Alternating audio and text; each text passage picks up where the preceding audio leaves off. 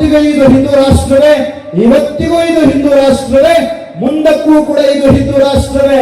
ಹಿಮಾಲಯ ಪರ್ವತವೇ ಹೇಳುತ್ತೆ, ಕೈಲಾಸ ಪರ್ವತವೇ ಹೇಳುತ್ತೆ, ಆ ಪರ್ವತದ ಹೆಸರೇ ಹೇಳುತ್ತೆ ಇದು ಹಿಂದೂ ರಾಷ್ಟ್ರ ಅಂತ. ಗಂಗಾ, ಸರಸ್ವತಿ, ಸಿಂಧು, ಗೋದಾವರಿ, ಕಾವೇರಿ ನದಿಗಳ ಹೆಸರುಗಳೇ ಹೇಳ್ತವೆ ಇದು ಹಿಂದೂ ರಾಷ್ಟ್ರ ಅಂತ.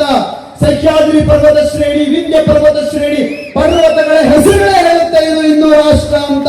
ಸೌರಾಷ್ಟ್ರೇ ಸೋಮನಾಥಂ ಚ ಶ್ರೀಶೈಲೇ ಮಲ್ಲಿಕಾರ್ಜುನಂ ಉಜ್ಜಯಿನ್ಯಾಂ ಮಹಾಕಾಲಂ ಓಂಕಾರಮಲೇಶ್ವರಂ ಪರಳ್ಯಾಂ ವೈದ್ಯನಾಥಂ ಚ ಡಾಕಿನ್ಯಂ ಭೀಮಶಂಕರಂ ಸೇತುವಂದೇತು ರಾಮೇಶಂ ನಾಗೇಶಂ ದಾರುಕಾವನೆ ಅಂತ ಹೇಳ್ತೀವಲ್ಲ, 12 ದ್ವಾದಶ ಜ್ಯೋತಿರ್ಲಿಂಗಗಳೇ ಹೇಳ್ತವೆ ಇದು ಹಿಂದೂ ರಾಷ್ಟ್ರ ಅಂತ.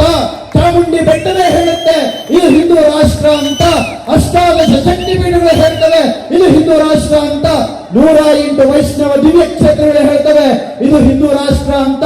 ಹಿಂದೂ ಮಹಾಸಾಗರ ಅನ್ನೋ ಹೆಸರೇ ಹೇಳುತ್ತೆ ಇದು ಹಿಂದೂ ರಾಷ್ಟ್ರ ಅಂತ.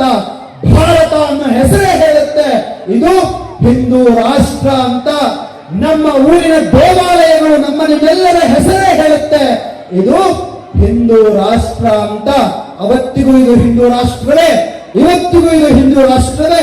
ಲಕ್ಷಾಂತರ ವರ್ಷಗಳ ಹೋದ್ರೂ ಕೂಡ ಇದು ಹಿಂದೂ ರಾಷ್ಟ್ರವೇ.